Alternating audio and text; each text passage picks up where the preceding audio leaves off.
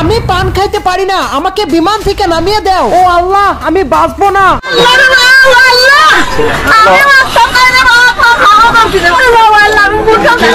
এবার বিমানের ভিতৰত এগৰাকী মহিলাৰ তাণ্ডৱ দেখিবলৈ পোৱা গৈছে। মহিলা গৰাকীয়ে বিমানৰ ভিতৰত পান খাব নোৱাৰি এইবাৰ হাহাকাৰ হৈ পৰিছে। অৰ্থাৎ তেওঁ কৈছে যে মই বিমানৰ ভিতৰত পান খাব নোৱাৰো, মোক বিমানৰ পৰা নমাই দিয়ক, মই বিমানৰ দৰ্জা খুলিব নোৱাৰো, এনেদৰে চিঞৰি উঠিছে।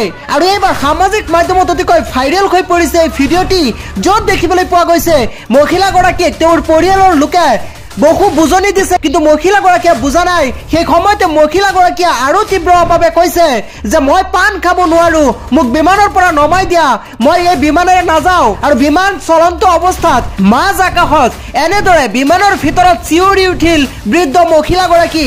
সামাজিক মাধ্যমত ধুমুহাৰ গতিত ভাইৰেল হৈ পৰা এই ভিডিঅ'টি বিমানত থকা অন্য কোনো জাতিয়ে ৰেকৰ্ড কৰি আছিল মোবাইলত। আৰু এইবাৰ বিমানৰ ভিতৰত হাস্যকৰ এক ঘটনা সংঘটিত হৈছে।